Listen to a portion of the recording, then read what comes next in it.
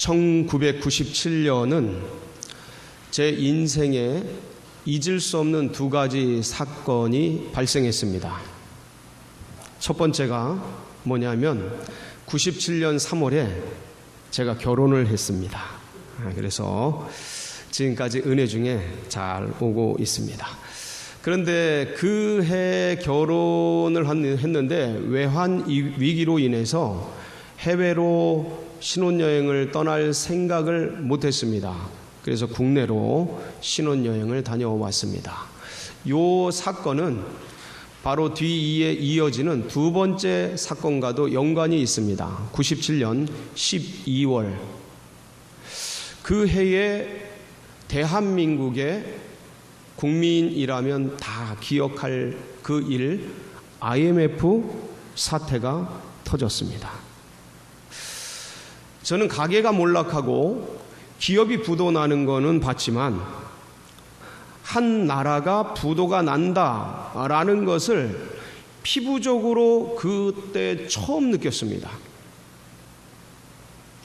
국가 부도의 날, IMF 차관을 쓰던 날, 그 뒤에 후폭풍이 일어나는데 말로 다 할 수가 없었습니다. 대마불사라고 하는 기업들이, 그 어마무시한 기업들이 턱턱 넘어졌습니다. 부도가 나고 해체가 돼버렸어요. 뒤이어서 수많은 가게들, 자영업자들 무너지고 부도가 나면서 정말 너무나 많은 직장을 잃어버린 분들, 실직한 분들이 거리로 쏟아져 나왔습니다. 아마 그때 제가 기억하기로는 환율이 제 기억으로는 1,800원까지 올라갔었습니다. 그런데 그 뒤로 더 올라갔다고 그러더라고요. 2,000원을 넘었다는 얘기들도 있었습니다. 저는 700원 하던 그 환율이 1,800원 올라가는 걸 보고 기절하는 줄 알았습니다. 와, 이렇게도 변하는구나. 그러면서 직장을 잃고 가게를 잃고 기업을 잃어버린 수많은 분들이 하루가 멀다 하고 자살하시고 숨 끊으시고 그런 뉴스와 보도들이 아주 도배를 하다시피 했었습니다. 너무나 큰 정말 이 민족의 아픔이고 큰 위기였습니다. 아마 6.25 전쟁 이후의 최대 위기였던 것이죠. 그런데 그때 저희 국민들이 움직이기 시작했습니다. 뭐 했죠? 나라가 망해가는 걸 보지 못하고 장롱에 있는 금덩어리들 꺼내고 귀걸이 반지 다 꺼내서 나라에 모으기 시작했습니다. 해외여행 스스로 자제하고 씀씀이들 다 전략하면서 나라를 일으키는데 온 힘을 모았습니다. 기적같이 3년 만에 IMF 차관을 조기 상환했습니다.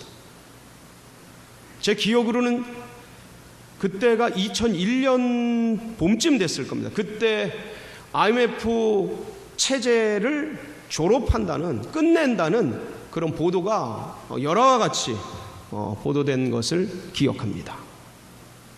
그리고 2002년에 세계적인 월드컵을 잘 유치하고 진행하고 마무리했던 것이 기억이 납니다. 피날레였죠. 우리 자체적인 피날레고 축제였고 기쁨이었습니다. 실로 대한민국의 저력을 볼 수 있었던 명장면입니다.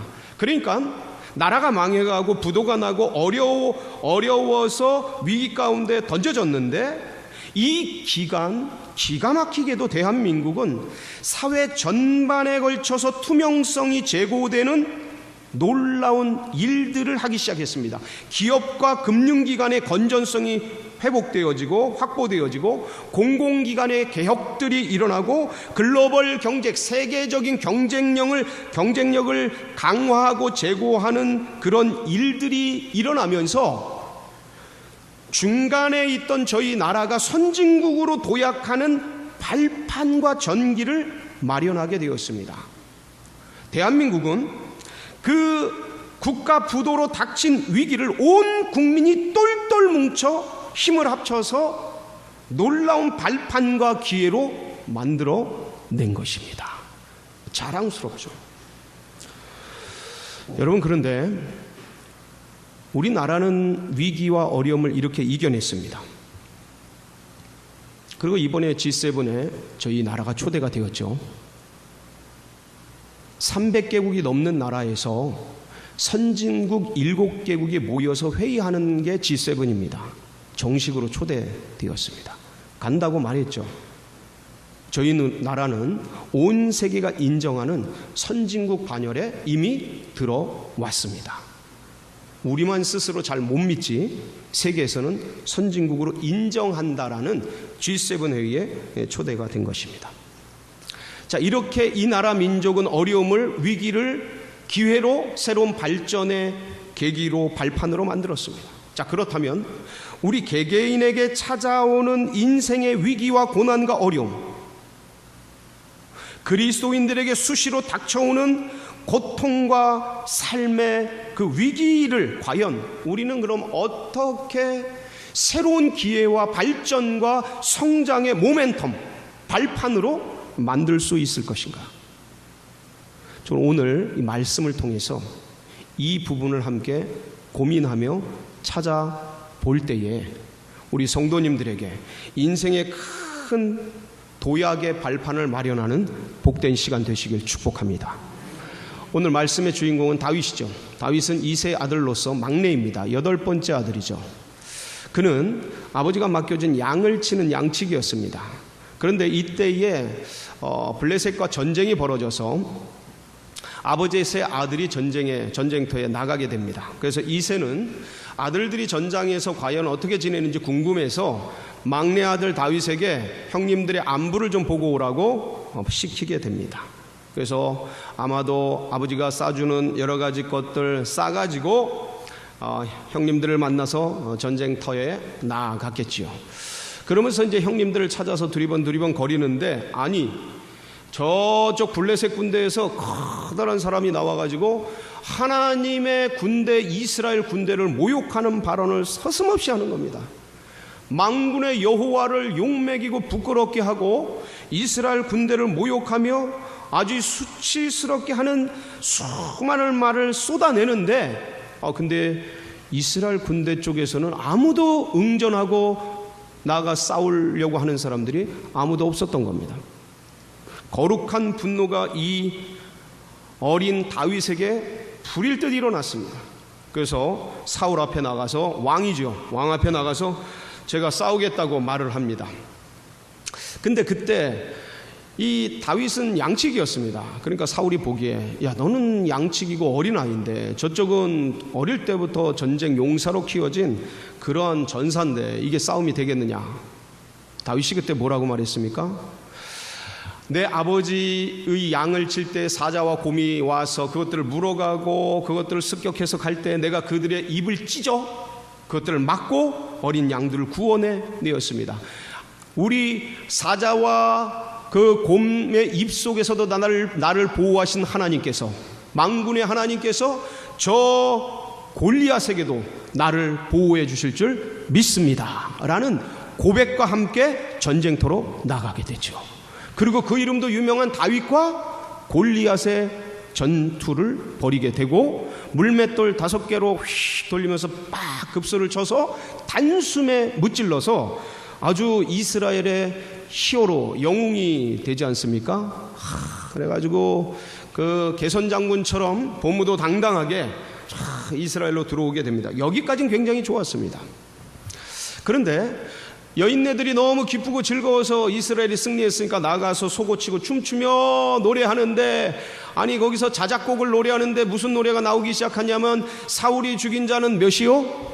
천천히요. 다윗이 죽인 자는 몇이요? 만만이라는, 비교하면 안 되는, 비교하면 어려운 그 노래를 막 부른 거예요. 그냥 자발적으로 나온 노래죠. 그러면 사울이 그 얘기를 들었을 때, 아이고 우리 다음 세대가 이렇게 이쁘고 잘하는구나, 청출어람이구나, 너무나 좋구나, 야 잘했다, 귀하다, 우리 다음 세대가 기대가 된다, 이스라엘 다음은 아주 후대가 막강하고 너무 좋구나 라고 은혜롭게 받으면 좋았으련만, 시기와 질투에 눈이 멀어서 저가 얻을 것은 이제 왕위밖에 없겠구만 하고 가슴에 질투와 경쟁, 그 경쟁심과 이런 것들이 차오르게 됩니다.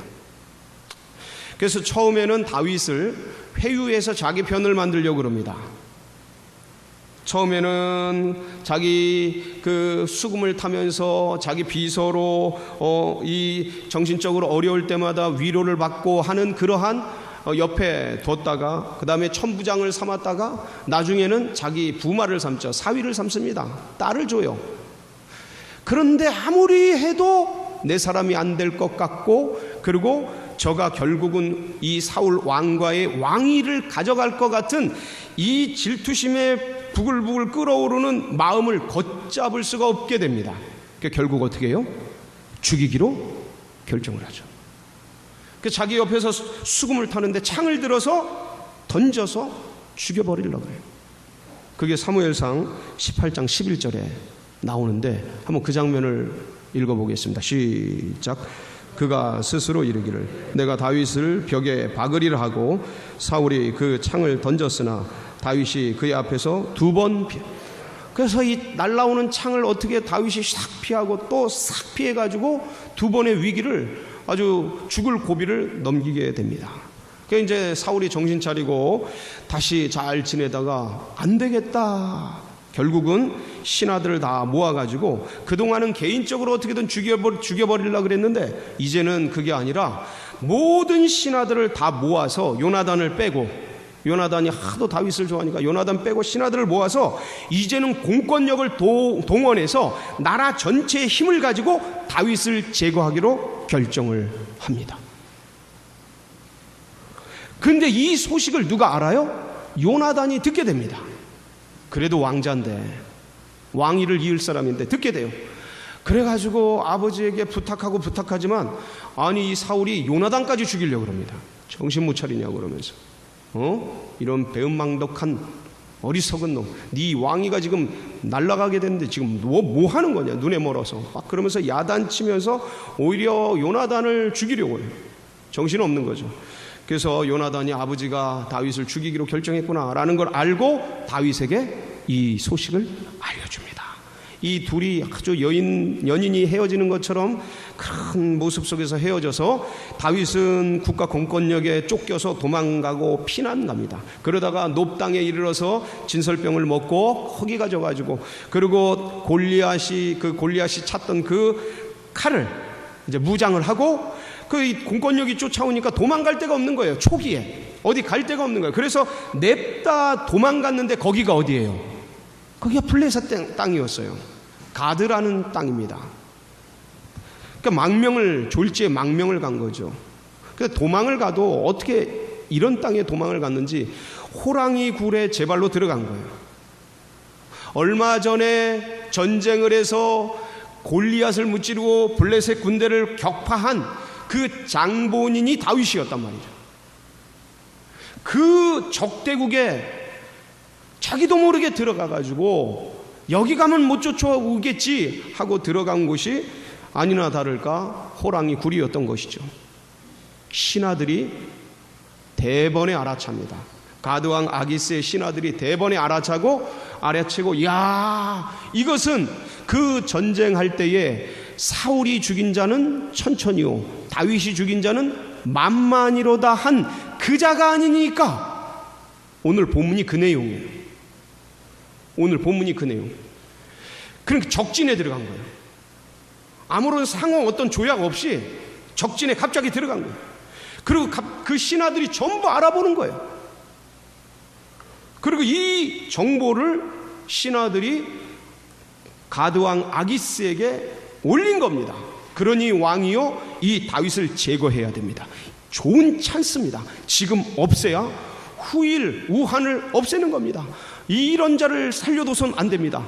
그래서 다시 블레셋이 저 이스라엘을 먹을 수 있는 기회가 오는 겁니다. 하여간 별 얘기를 안 했겠습니까? 그러면서 이 다윗을 제거해야 된다고 신하들이 왕에게 간청했죠.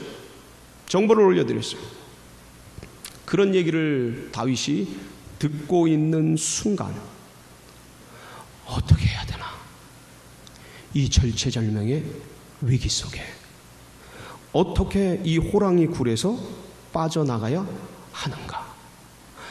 호랑이에게 물려가도 정신만 차리면 살아날 수 있다. 어떻게 해야 되는가? 할 때 갑자기 미친 척을 하기 시작했어요. 다윗이 아이디어가 생각이 난 거죠. 미친 척을 하기 시작해요. 그러니까 침을 질질 흘리면서 손에 묻은 침들을 문에 득득 바르면서 마치 술 먹은 사람처럼 흐느적거리면서 미친 연기를 한 거예요.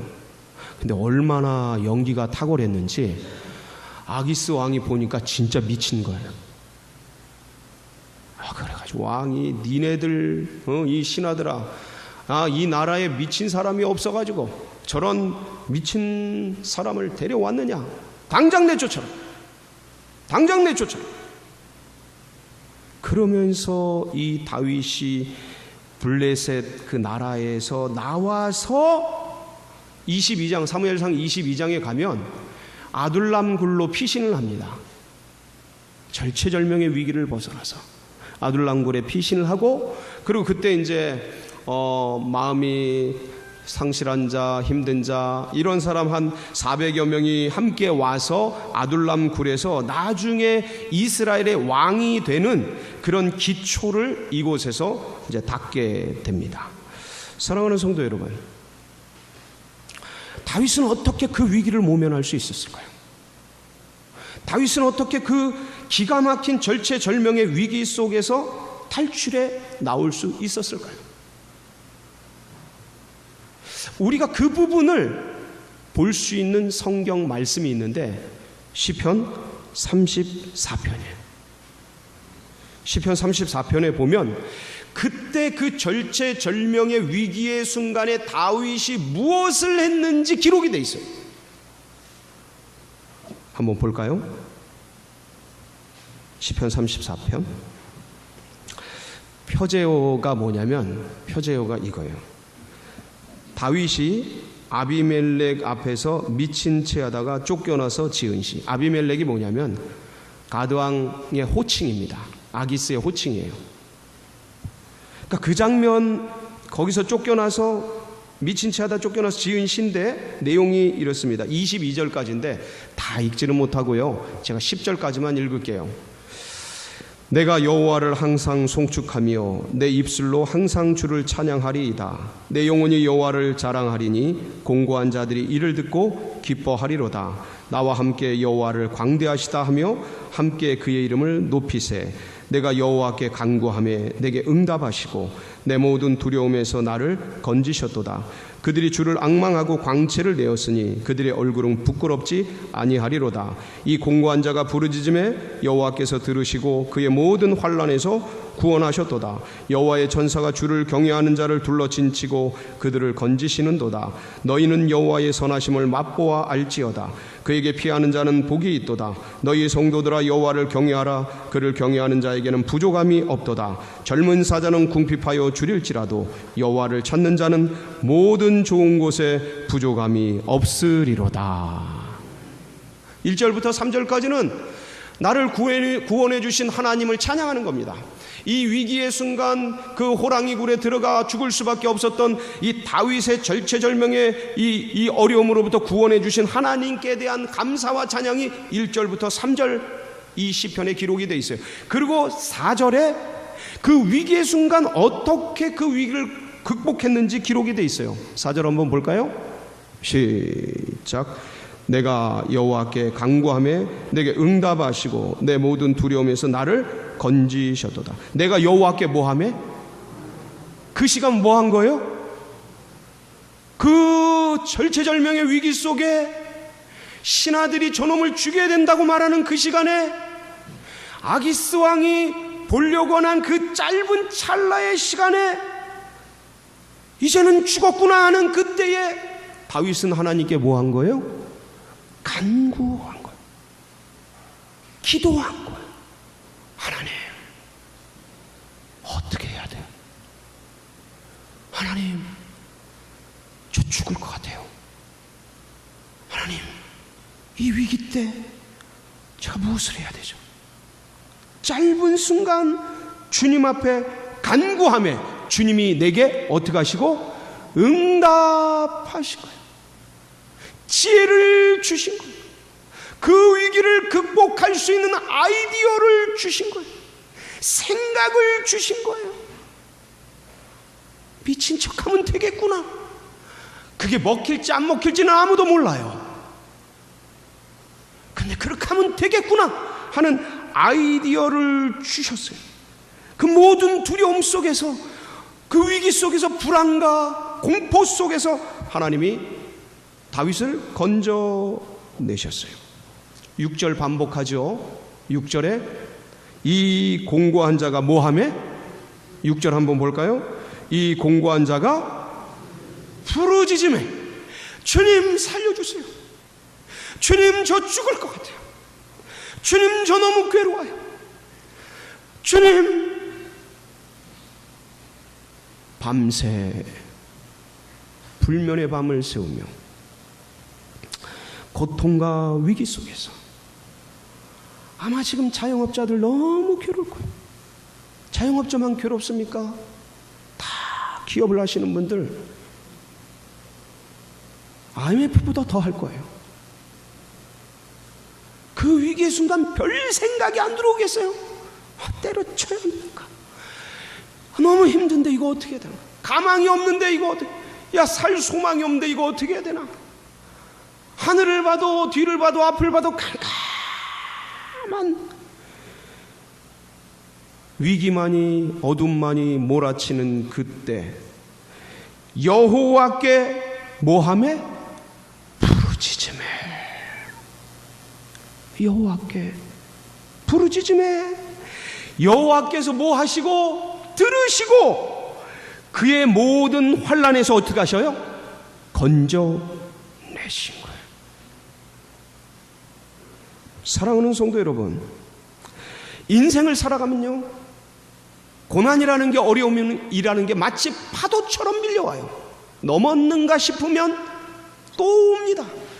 야, 이 큰 파도 넘었는가 싶으면 더 큰 파도 올 때 있어요. 야, 이 커다란 거 견뎌냈으니까 괜찮겠지. 또 밀려옵니다. 밀려오고 밀려오는 파도 같은 인생의 고난 앞에 누군들 버텨내고 누군들 안전하고 누군들 마음의 평안만이 있겠습니까? 어느 순간 별 생각이 다 들어와요. 죽고 싶고, 어느 순간 앞이 캄캄하고 보이지가 않고, 내 인생 어떻게 해야 되나? 자녀들은 어떻게 하는가? 이 가정과 기업은 어떻게 해야 되는가? 암담한 생각들이 몰려올 때 걷잡을 수 없는 폭풍 속으로 인생이 들어갑니다. 여러분, 그때 그 절체절명의 위기의 순간에 누구의 이름을 부르라고요? 우리 주 예수 그리스도의 이름을 부르시기 바랍니다.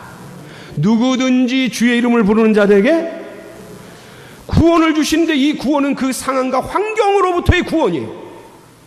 영혼의 구원뿐만 아니라 믿음의 백성들도 위기가 찾아옵니다. 믿음의 백성들도 부도가 나요. 믿음의 백성들도 건강의 상실이 찾아옵니다. 믿음의 백성들도 어려움이 찾아와요. 고난이 찾아와요. 그때 누구의 이름을 부르라고요? 예수의 이름을 부르는 자는, 주의 이름을 부르는 자는, 여호와의 이름을 부르는 자는 그 위기로부터 구해주시고 그 부르짖음을 들어주시고 그 기도 소리에 응답하셔서 그 환난과 풍파로부터 안전하게 보호해 주시는 줄 믿습니다. 여러분, 사람의 마음이 순식간에 변합니다. 그 위기와 공포와 어려움들이 주의 이름을 부를 때 마치 물이 포도주로 바뀌는 것처럼 순식간에 바뀝니다. 주님을 향한 기대와 소망과 기쁨과 은혜가 그 심령 가운데 부어지는 줄 믿으시기 바랍니다. 그때 주의 이름을 부르는 거예요. 그러라고 예수 그리스도께서 당신의 이름을 우리에게 선물로 주신 겁니다. 죽어서 천국 가는 거, 그거 더하기 플러스 이 생에서, 이 삶 속에서 위기와 어려움과 고난에 있을 때마다 누구의 이름을 부르라고요? 예수 그리스도의 이름을 부르시기 바랍니다. 그러면 위기가 기회로 바뀌어요. 고난이 축복으로 바뀝니다. 화가 변해서 뭐가 됩니까? 믿습니까? 이것을 다윗은 맛본 거예요.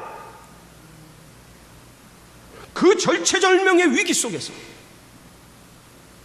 그 죽음이 생명이 오락가락하는 그 순간에 주의 이름을 불렀더니 지혜를 주시고, 그 순간을 탈출해 나와서 이 시를 써나가면서 너희는 여호와의 선하심을 맛보아 알지어다. 주의 이름을 부르는 자는 위기가 변해서 축복될지어다. 여러분, 이 이름을 붙드세요. 이 예수 그리스도를 찾으세요. 고난이 찾아왔다. 마음이 답답하다. 마음이 어두워진다. 마음이 뭔가 좀 기대와 소망이 사라진다. 예수 그리스도의 이름을 부르시기 바랍니다. 그러면 주님께서 우리를 받으셔서 놀랍게 사용하시는데, 마치 오병이어처럼 아무것도 아닌 우리의 부르짖음을 주님이 받으셔서 5,000명을 먹이고도 12강들이가 남는 오병이어의 기적처럼 우리의 생을 먹이고도 더 많은 사람 먹이고 입히고 남는 은혜로 바꿔주십니다. 이 역사가 하나님의 손에 있는 거예요. 그러니까 그 모든 것들 앞에 주님의 이름을 부를 때 이 역사가 일어나고, 위기가 변하여 구원이 되고, 물이 변해서 포도주가 되고, 놀라운 초상집이 변해서 잔치집이 되어지는 그런 은혜, 우리 성도님들 다 누리시기 바랍니다. 이 한 주간도 이 예수 이름 붙들고 승리하는 복된 주간 되시길 축복합니다. 같이 기도하시겠습니다. 합심해서 기도할 때에 주신 말씀 붙들고 주님 화가 변해서 복이 되게 하여 주시옵소서. 합심해서 기도하며 나갑니다.